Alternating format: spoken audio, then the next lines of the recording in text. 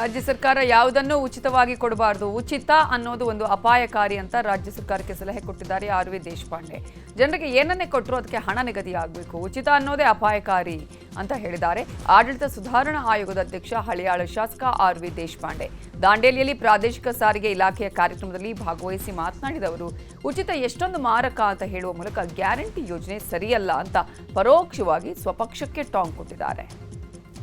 5 guarantee ಕೊಟ್ಬಿಟ್ರು, ಆ free ಕೊಟ್ಟಂತ bus free ಯಾಕೆ ಮಾಡಬಾರ್ದಂತ ಹೇಳಿದ್ರೆ ಅದು ಮಾಡಲಿಕ್ಕೆ ಆಗುದಿಲ್ಲ. ಫ್ರೀ ವರ್ಡ್ ಅಲ್ಲ ನನ್ನ ಅಭಿಪ್ರಾಯ, ನಮ್ಮ ಪಕ್ಷಪ್ರವಾಗಿರ್ತೇನೆ. ಇದು ವೆರಿ ಡೇಂಜರಸ್ ವರ್ಡ್. ಲೈಫಲ್ಲಿ ಫ್ರೀ ಏನು ಇರಬಾರ್ದು. ಯಾವುದೂ ಸರ್ವಿಸ್ ಆದರೆ you should pay for that. ಇಲ್ಲಾಂದ್ರೆ ಬಹಳ ಕಷ್ಟ. ಪ್ರತಿ ವರ್ಷ 100 ಹೊಸ ಬಸ್ ತರಬೇಕು, ರಿಕ್ರೂಟ್ಮೆಂಟ್ ಮಾಡಬೇಕು, ಡ್ರೈವರ್ಸು, ಕಂಡಕ್ಟರ್ಸು, ಅದರ ಸ್ಟಾಫು ಏನಂತ ಹಣ ರೇಟ್ ಹೆಚ್ಚು ಮಾಡಿದ್ರೆ ಗಾಡಿ ಮಾಡ್ತಾರೆ. ಬಹಳ ಕಷ್ಟ ಇಂಥ ಇಲಾಖೆಗಳನ್ನು ನಡೆಸುವುದು, ಬ್ಯಾಲೆನ್ಸ್ ಮಾಡಿ. ಹಾಗೆ ನಾನು ಅಭಿನಂದಿಸ್ತೇನೆ, ಸಮತೋಲನ ಮಾಡಿ ಈ ಇಲಾಖೆ. ಕಾಂಗ್ರೆಸ್ ಪಕ್ಷದಲ್ಲಿ ಸಾಕಷ್ಟು ಆಂತರಿಕ ಬೆಳವಣಿಗೆ ಆಗ್ತಾ ಇವೆ. ನಾನು ಕೆಪಿಸಿಸಿ ಅಧ್ಯಕ್ಷ, ರಾಜ್ಯದ ಸಿಎಂ ಆಗಬೇಕು ಅಂತ ಸತೀಶ್ ಜಾರಕಿಹೊಳಿ ಹೇಳಿದ ಬಳಿಕ ನಿನ್ನೆ ಸಂಜೆ ಇಂಧನ ಸಚಿವ ಕೆಜೆ ಜಾರ್ಜ್ ಸರ್ಕಾರಿ ನಿವಾಸದಲ್ಲಿ ರಹಸ್ಯ ಸಭೆ ಮಾಡಲಾಗಿದೆ. ಸಚಿವ ಸತೀಶ್ ಜಾರಕಿಹೊಳಿ ಹಾಗೂ ಡಾಕ್ಟರ್ ಜಿ ಪರಮೇಶ್ವರ್ ಜೊತೆಗೂಡಿ ಸಭೆಯನ್ನ ಮಾಡಲಾಗಿದೆ. ಅಂಗರಕ್ಷಕರು ಹಾಗೂ ಎಸ್ಕಾಟ್ ವಾಹನವನ್ನು ಬಿಟ್ಟು ಖಾಸಗಿ ಕಾರಿನಲ್ಲಿ ಬಂದಂತಹ ಇಬ್ಬರು ಸಚಿವರು ಜಾರ್ಜ್ ನಿವಾಸದಲ್ಲಿ ಸಭೆ ಮಾಡಿದ್ದಾರೆ. ಸುಮಾರು 2 ಗಂಟೆಗಳ ಕಾಲ ಚರ್ಚೆ ನಡೆಸಿದ್ದಾರೆ. ಎಂಎಲ್ಸಿ ರಾಜೇಂದ್ರ ಹತ್ಯೆಗೆ 70 ಲಕ್ಷಕ್ಕೆ ಸುಪಾರಿ ಕೇಸ್ ಸಂಬಂಧ ಮಧುಗಿರಿ ಡಿವೈಎಸ್ಪಿ ಮಂಜುನಾಥ್ ನೇತೃತ್ವದಲ್ಲಿ ತಂಡ ರಚನೆ ಮಾಡಲಾಗಿದೆ. ಶಿರಾ ಗ್ರಾಮಾಂತರ ಸಿಪಿಐ ರಾಘವೇಂದ್ರ, ಕ್ಯಾತ್ಸಂದ್ರ ಪಿಎಸ್ಐ ಚೇತನ್ ತಂಡದಲ್ಲಿ ಸಾಥ್ ನೀಡಲಿದ್ದಾರೆ. ಸದ್ಯ ರಾಜೇಂದ್ರ ಕೊಟ್ಟ ದೂರಿನ ಮೇಲೆ A1 ಸೋಮ, ಭರತ್, ಅಮಿತ್ ಸೇರಿ 5 ವಿರುದ್ಧ ಎಫ್ಐಆರ್ ದಾಖಲಾಗಿದೆ. ರಾಜೇಂದ್ರ ಅವರಿಂದ ಸಿಕ್ಕ ಆಡಿಯೋದಲ್ಲಿ ಹತ್ಯೆಗೆ ಸಂಚು ರೂಪಿಸಿರುವ ಬಗ್ಗೆ ಮಾಹಿತಿ ಲಭ್ಯವಾಗಿದೆ. ಇವತ್ತಿನಿಂದ ತನಿಖೆ ಶುರುವಾಗಲಿದ್ದು ಶಿರಾ ಗೇಟ್ನ ಸಿಸಿಟಿವಿಗಳನ್ನು ಪರಿಶೀಲನೆ ನಡೆಸಲಾಗುತ್ತೆ. ದೇವೇಗೌಡರು ಸೂಚನೆಯನ್ನ ಕೊಟ್ಟರೆ ಕಾಂಗ್ರೆಸ್ ಏರ್ಪಡೆಗೆ ಸಿದ್ಧ ಅಂತ ಹೇಳಿದ್ದಾರೆ ಶಿಡ್ಲಘಟ್ಟ ಕ್ಷೇತ್ರದ ಶಾಸಕ ರವಿಕುಮಾರ್. ಕಳೆದ 1 ವಾರದಿಂದ ಕಾಂಗ್ರೆಸ್ ಪಕ್ಷವನ್ನ ಕೊಂಡಾಡ್ತಿರುವ ಶಾಸಕ ರವಿಕುಮಾರ್ ಈ ಹಿಂದೆ ಕಾಂಗ್ರೆಸ್ಗೆ ಬೆಂಬಲ ಕೊಡುವಂತೆ ಸೂಚನೆ ಕೊಟ್ಟಿದ್ರು. ಅದರಂತೆ ಕೆಎಚ್ ಮುನಿಯಪ್ಪ ಅವರಿಗೆ ಬೆಂಬಲವನ್ನು ಕೊಡಲಾಗಿತ್ತು. ಎಚ್ಡಿಡಿ ಯಾವ ಪಕ್ಷದಲ್ಲಿ ಸ್ಪರ್ಧೆಗೆ ಸೂಚಿಸಿದರೆ ಆ ಪಕ್ಷದಿಂದ ಸ್ಪರ್ಧೆ ಮಾಡುವೆ. ದೇವೇಗೌಡರ ಗರಡಿಯಲ್ಲಿ ರಾಜಕೀಯಕ್ಕೆ ಬಂದಿದ್ದೇನೆ.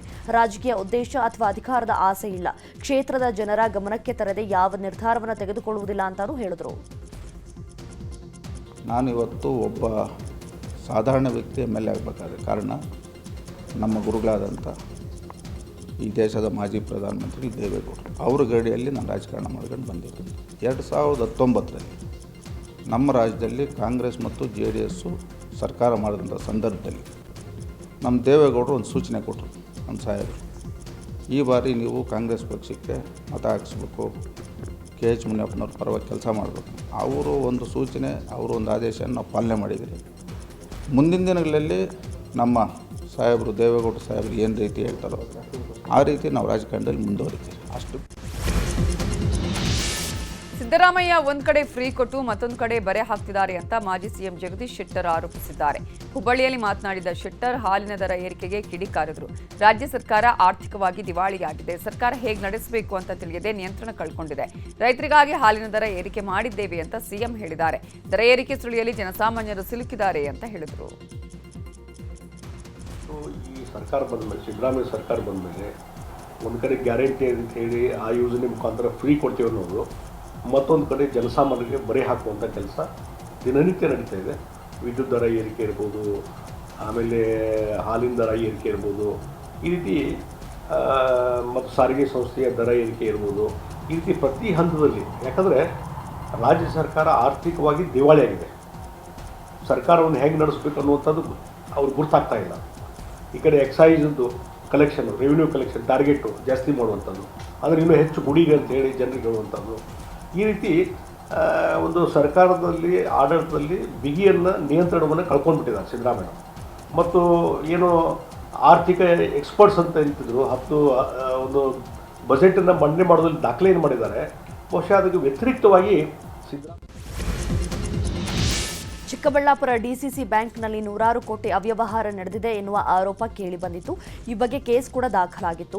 ಈ ಬಗ್ಗೆ ಡಿಸಿಸಿ ಬ್ಯಾಂಕ್ ಮಾಜಿ ಅಧ್ಯಕ್ಷ ಗೋವಿಂದಗೌಡ ಸ್ಪಷ್ಟನೆಯನ್ನು ಕೊಟ್ಟಿದ್ದಾರೆ. ಎಲ್ಲ ದೂರುಗಳು ಒಂದೇ ರೀತಿಯಲ್ಲಿವೆ, ಎಲ್ಲವೂ ಕಟ್ ಅಂಡ್ ಪೇಸ್ಟ್ ದೂರುಗಳಾಗಿದ್ದು ಅಕ್ರಮಕ್ಕೂ ನನಗೂ ಯಾವುದೇ ಸಂಬಂಧವಿಲ್ಲ.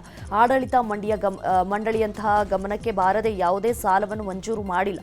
ಯಾವುದೇ ತನಿಖೆ ನಡೆಸಿದ್ರೂ ಎದುರಿಸಲು ಸಿದ್ಧ ಅಂತ ಹೇಳಿದ್ರು. ಗ್ರಾಹಕರ ದಾಖಲೆ ಬಳಸಿ 10 ಕೋಟಿ ರೂಪಾಯಿ ವಂಚಿಸಿರುವ ಘಟನೆ ರಾಯಚೂರಲ್ಲಿ ನಡೆದಿದೆ. Bank of Maharashtra manager K Narendra Reddy 105 ಖಾತೆಗಳನ್ನು ಸೃಷ್ಟಿಸಿ 10 ಕೋಟಿ 97 ಲಕ್ಷ ರೂಪಾಯಿ ವಂಚಿಸಿದ್ದಾರೆ. ನಕಲಿ ಖಾತೆಗಳಿಂದ ಸಂಬಂಧಿಕರ ಖಾತೆಗೆ ಹಣ ವರ್ಗಾವಣೆ ಮಾಡಿಕೊಂಡಿರುವುದು ಬೆಳಕಿಗೆ ಬಂದಿದೆ.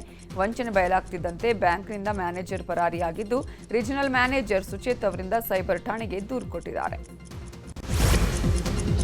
ಚಿಕ್ಕಬಳ್ಳಾಪುರದ ಮುದ್ದೇನಹಳ್ಳಿ ಗ್ರಾಮ ಪಂಚಾಯಿತಿಯ ಅಧ್ಯಕ್ಷೆಯ ಪತಿ ದರ್ಬಾರ್ ನಡೆಸಿದ್ದಾರೆ. ಗ್ರಾಮ ಪಂಚಾಯಿತಿ ಅಧ್ಯಕ್ಷೆ ಸುಕನ್ಯಾ ಮೂರ್ತಿ ಗಂಡ ಮೂರ್ತಿ ಎಂಬುವರ ವಿರುದ್ಧ ಅಧಿಕಾರ ದುರ್ಬಳಕೆ ಆರೋಪ ಕೇಳಿಬಂದಿದೆ. 400ಕ್ಕೂ ಹೆಚ್ಚು ಅಧಿಕ ಎಸ್ಸಿ/ಎಸ್ಟಿ ವಿದ್ಯಾರ್ಥಿಗಳಿಗೆ ವಿದ್ಯಾರ್ಥಿ ವೇತನ ನೀಡಲು ಅರ್ಜಿ ಹಾಕಲಾಗಿದೆ. ಆದರೆ 40 ವಿದ್ಯಾರ್ಥಿಗಳಿಗೆ ಮಾತ್ರ ಹೆಸರು ಫೈನಲ್ ಮಾಡಿ ಅಧಿಕಾರ ದುರ್ಬಳಕೆ ಮಾಡಿಕೊಂಡಿದ್ದಾರೆ ಅಂತ ಈ ಬಗ್ಗೆ ಸ್ಥಳೀಯರು ಆಕ್ರೋಶ ವ್ಯಕ್ತಪಡಿಸಿದ್ದಾರೆ. ಕುಲಪತಿಗಳ ನೇಮಕ ವಿಚಾರದಲ್ಲಿ ರಾಜ್ಯ ಸರ್ಕಾರ ಬಂಜಾರ ಸಮುದಾಯವನ್ನು ಕಡೆಗಣಿಸುತ್ತಿದೆ ಅಂತ ಆಲ್ ಇಂಡಿಯಾ ಬಂಜಾರ ಸೇವಾ ಸಂಘದ ರಾಜ್ಯಾಧ್ಯಕ್ಷರಾದ ಪಾಂಡುರಂಗ ಪಮ್ಮಾರ್ ಆರೋಪಿಸಿದ್ದಾರೆ. ಹುಬ್ಬಳ್ಳಿಯಲ್ಲಿ ಮಾತನಾಡಿದ ಅವರು, ರಾಜ್ಯದಲ್ಲಿ 25ಕ್ಕೂ ಹೆಚ್ಚು ವಿಶ್ವವಿದ್ಯಾಲಯಗಳಿವೆ. ಲಿಂಗಾಯತ, ಬ್ರಾಹ್ಮಣ, ಅಹಿಂದ ವರ್ಗಕ್ಕೆ ಆದ್ಯತೆ ನೀಡಲಾಗಿದೆ. ಆದರೆ ಬುಡಕಟ್ಟು ಸಮುದಾಯ, ಬಂಜಾರ ಸಮುದಾಯವನ್ನೇ ಕಡೆಗಣಿಸಲಾಗಿದೆ ಅಂತ ಕಿಡಿಕಾರಿದರು. ಕೂಡಲೇ ಅನ್ಯಾಯ ಸರಿಪಡಿಸುವಂತೆ ರಾಜ್ಯ ಸರ್ಕಾರವನ್ನು ಅವರು ಆಗ್ರಹಿಸಿದರು. ಹಾಲಿನ ದರ ಏರಿಕೆ ಮಾಡಿರುವ ಬಗ್ಗೆ ರೈತರಿಗೆ ನೀಡುವ ದರವನ್ನು ಏರಿಕೆ ಮಾಡುವ ಮೂಲಕ ಚಾಮರಾಜನಗರ ಜಿಲ್ಲಾ ಹೈನುಗಾರರಿಗೆ ಚಾಮುಲ್ ಯುಗಾದಿ ಕೊಡುಗೆ ಕೊಟ್ಟಿದೆ. ಲೀಟರ್ ಹಾಲಿಗೆ ಖರೀದಿ ದರ 4 ರೂಪಾಯಿ ಹೆಚ್ಚಳ ಮಾಡಲಾಗಿದ್ದು ಏಪ್ರಿಲ್ 1ರಿಂದ ಹೊಸ ಖರೀದಿ ದರ ಅನ್ವಯವಾಗಲಿದೆ ಅಂತ ಚಾಮುಲ್ ಅಧ್ಯಕ್ಷ ಎಂ ನಂಜುಂಡಸ್ವಾಮಿ ತಿಳಿಸಿದ್ದಾರೆ. ಇದರೊಂದಿಗೆ ಸರ್ಕಾರದ ಪ್ರೋತ್ಸಾಹ ಧನ ಸೇರಿ ಹಾಲು ಉತ್ಪಾದಕರಿಗೆ ಪ್ರತಿ ಲೀಟರ್ ಹಾಲಿಗೆ 40 ರೂಪಾಯಿ 20 ಪೈಸೆ ಸಿಗಲಿದೆ. ಬಳ್ಳಾರಿಯಲ್ಲಿ ಹಾಲು ಮಾರಾಟ ಮಾಡಿದ ರೈತರಿಗೆ ಬಾಕಿ ಹಣ ಪಾವತಿಸದ ಹಿನ್ನೆಲೆ ರೊಚ್ಚಿಗೆದ್ದ ರೈತರು ಕೆಎಂಎಫ್ ಅಧ್ಯಕ್ಷ ಭೀಮಾ ನಾಯ್ಕ್ಗೆ ಮುತ್ತಿಗೆ ಹಾಕಿದ್ದಾರೆ.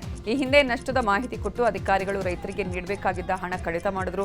ಮಾತು ತಪ್ಪಿದ್ದಕ್ಕೆ ರೈತರು ಆಕ್ರೋಶ ವ್ಯಕ್ತಪಡಿಸಿದ್ದಾರೆ. ರೈತರನ್ನ ಸಮಾಧಾನಪಡಿಸಲು ಭೀಮಾ ನಾಯ್ಕ್ ಹರಸಾಹಸ ಪಟ್ಟರು. ತಿಂಗಳೊಳಗೆ ಹಣ ಹಾಕೋದಾಗಿ ಭರವಸೆ ನೀಡಿದರು. ಚಿತ್ರದುರ್ಗ ಜಿಲ್ಲೆಯಲ್ಲಿ ಇಸ್ಪಿಟ್ ಜೂಜು ನಿಷೇಧಿಸಿ ಎಸ್ಪಿ ರಂಜಿತ್ ಕುಮಾರ್ ಬಂಡಾರು ಕಟ್ಟು ನಿಟ್ಟಿನ ಸೂಚನೆಯನ್ನು ಕೊಟ್ಟು ಡಂಗೂರವನ್ನು ಸಾರಿದ್ದಾರೆ.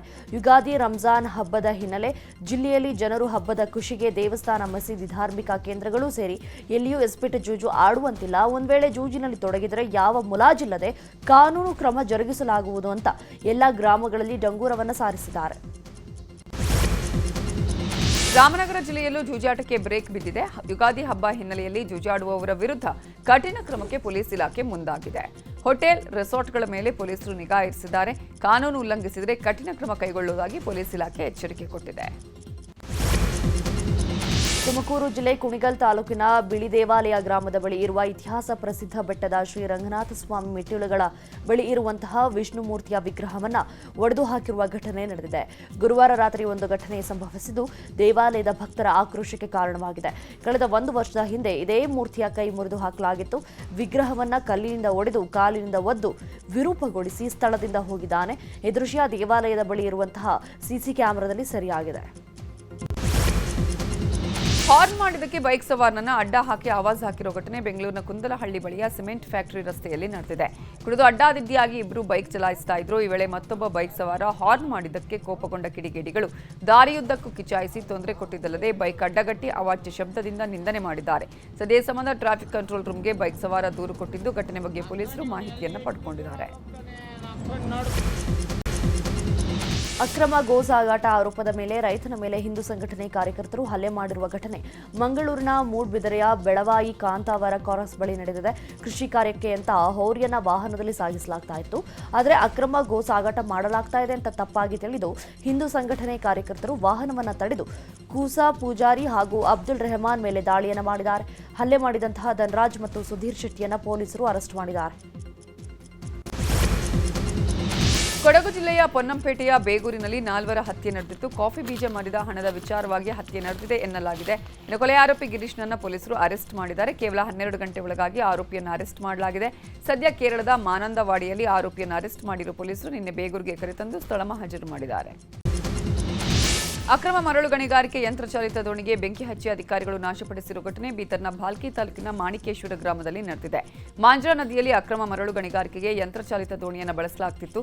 ಈ ಬಗ್ಗೆ ಖಚಿತ ಮಾಹಿತಿ ಸಿಕ್ಕ ಹಿನ್ನೆಲೆ ಗಣಿ ಮತ್ತು ಭೂವಿಜ್ಞಾನ ಇಲಾಖೆ, ಪೊಲೀಸ್ ಇಲಾಖೆ ಜಂಟಿ ಕಾರ್ಯಾಚರಣೆ ನಡೆಸಿ ಒಂದು ಯಂತ್ರಚಾಲಿತ ದೋಣಿಯನ್ನು ಜಪ್ತಿ ಮಾಡಿ ಮತ್ತೊಂದು ಕಡೆ ಬೆಂಕಿ ಹಚ್ಚಿ ನಾಶಪಡಿಸಿದ್ದಾರೆ.